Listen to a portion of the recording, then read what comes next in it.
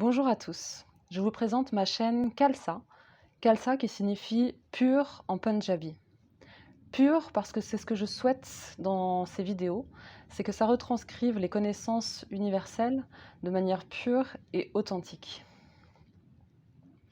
Dans cette vidéo, je vais vous parler du yoga et on va commencer tout de suite avec la première partie où je vais vous parler des origines du yoga et des références.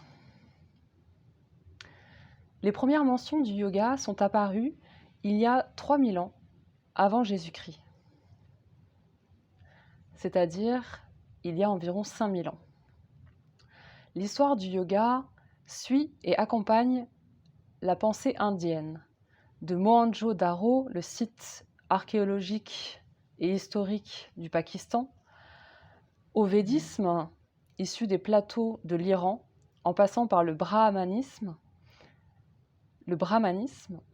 et aux Upanishads, qui forment un ensemble d'aboutissements de sagesse et de philosophie yogique qui auparavant étaient retranscrites uniquement oralement et furent rassemblées sous forme manuscrite dans des textes de référence dont je vous parlerai tout à l'heure. Le yoga puise ses sources en Orient et au Moyen-Orient. Il forme un conglomérat de connaissances qui auparavant étaient retranscrites uniquement oralement, de philosophie soufie provenant du Moyen-Orient, de philosophie hindouiste, de tradition, de conseils postural, diététiques et philosophiques. Il existe 3 textes de référence dans le yoga, qui sont les Yoga Sutras du sage Patanjali, dans lesquels on retrouve les 8 piliers du yoga, dont je vous parlerai un peu plus en détail tout à l'heure. Ensuite, nous avons les Upanishads, qui parlent du caractère illusoire de l'ego. Et nous avons la Bhagavad Gita, qui est un texte de référence et rassemble de façon métaphorique des conseils, des indications sur les pièges de l'ego et de notre mental. On va parler dans cette deuxième partie du yoga. Qu'est-ce que le yoga et à quoi sert-il? Le yoga est la voie royale pour atteindre la libération de la souffrance. Le mot même de yoga en sanskrit signifie union. Union parce qu'il vise à unifier ce qui est séparé en nous, ce qui est disparate, ce qui est conflictuel en nous. Il nous permet de passer de la voie karmique à la voie dharmique.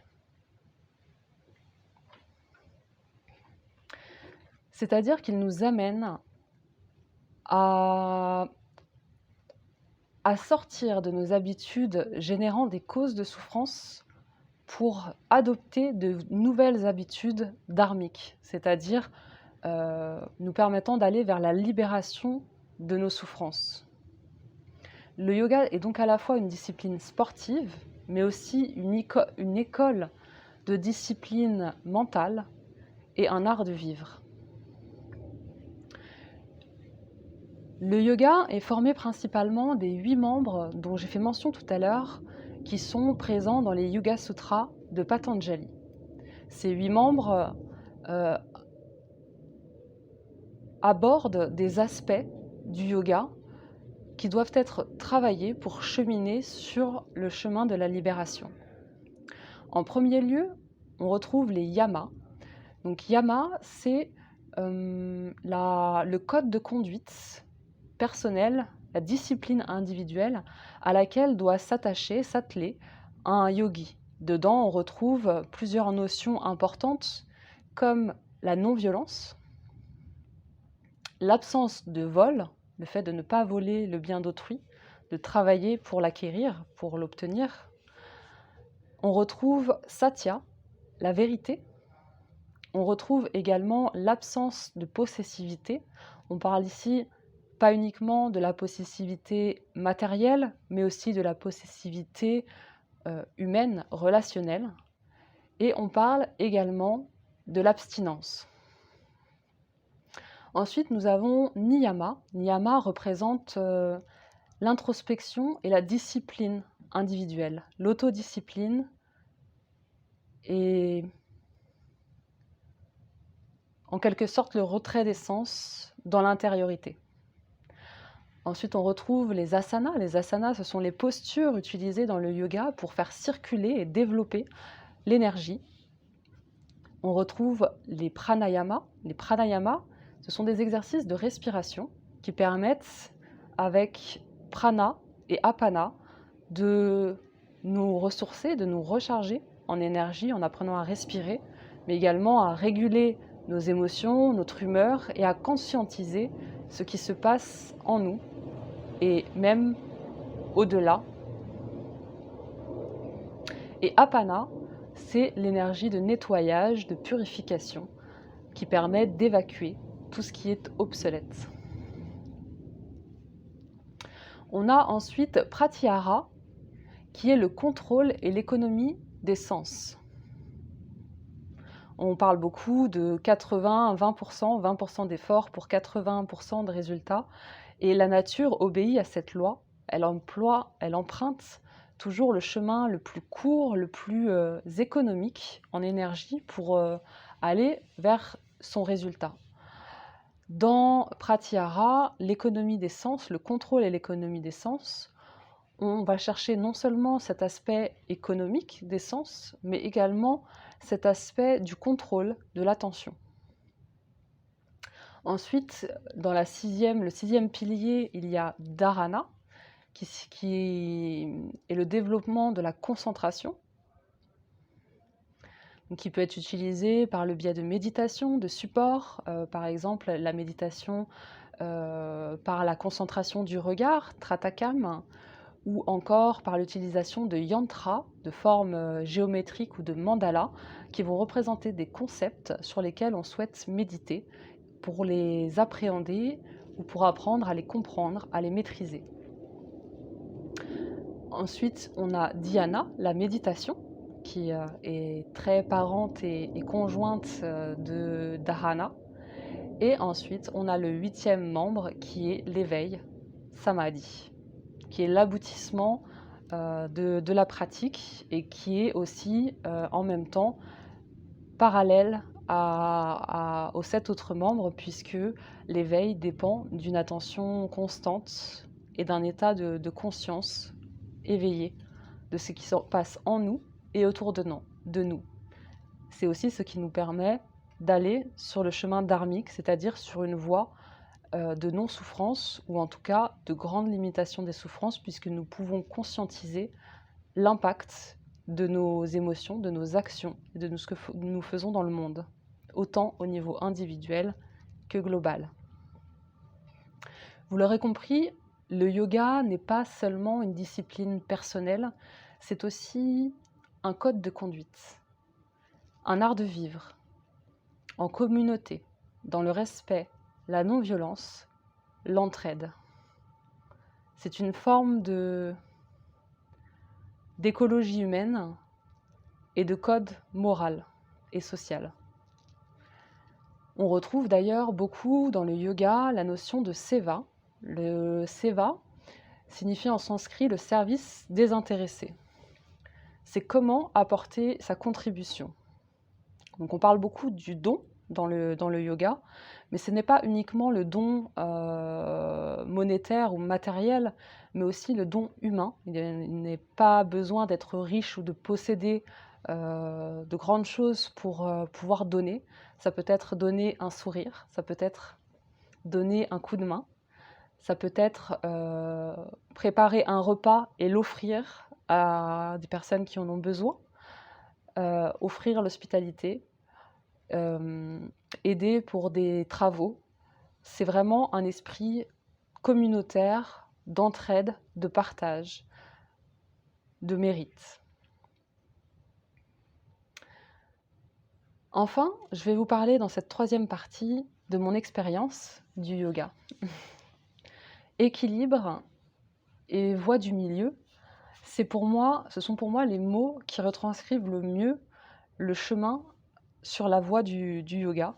En tout cas, cette philosophie qu'on peut intégrer dans sa vie selon nos appétences, notre cœur, ce qui nous parle à plus ou moins grande échelle.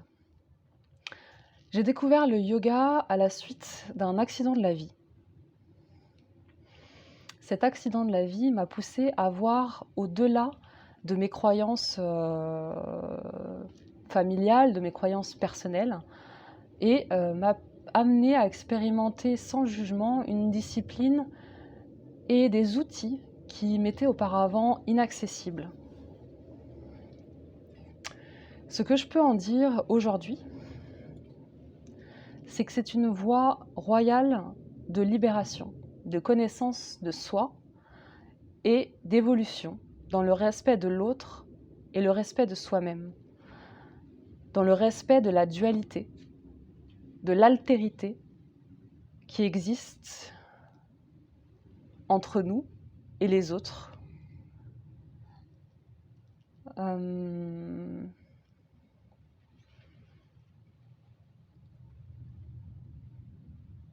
Je dirais que le yoga m'a permis globalement d'apprendre à me connaître, de l'intégrer au fur et à mesure dans ma vie et d'en faire un outil de développement de soi et de compréhension du monde.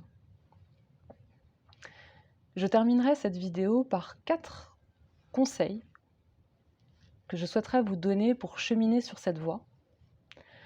Le premier que j'aimerais vous partager, c'est la vigilance et l'écoute de soi.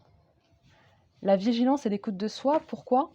Parce que comme dans toute voie, tout chemin, il existe des voies justes, des voies pures et des voies qui le sont moins. Bien sûr, il faut rester vigilant, attentif à ce qui nous parle, à ce qui nous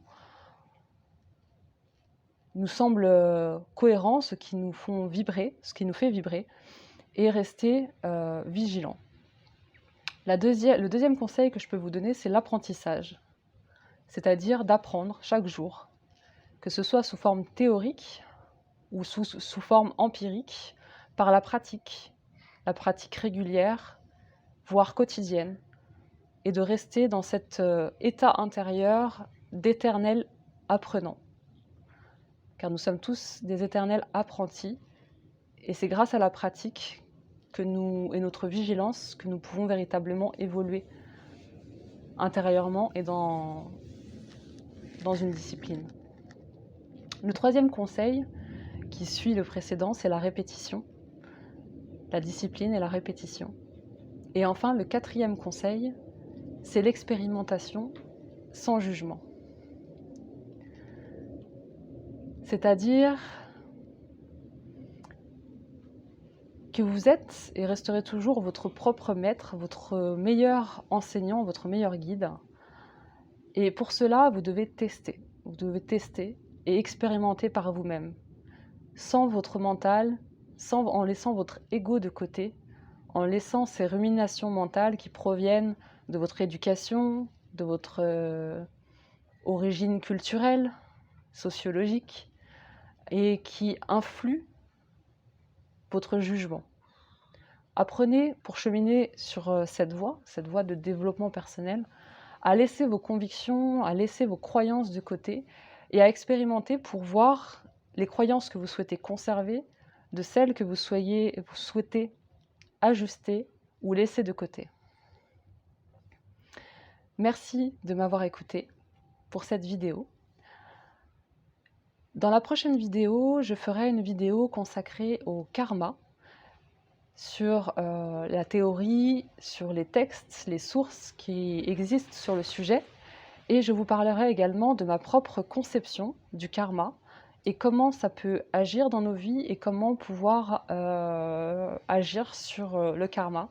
Et je terminerai cette vidéo par une méditation sur cette thématique pour aider à comprendre le karma et à dénouer certaines causes qui peuvent subsister ou en résulter. Je vous remercie de m'avoir écouté. Que la paix soit sur vous et je vous dis à bientôt. Ah ciao, Satnam.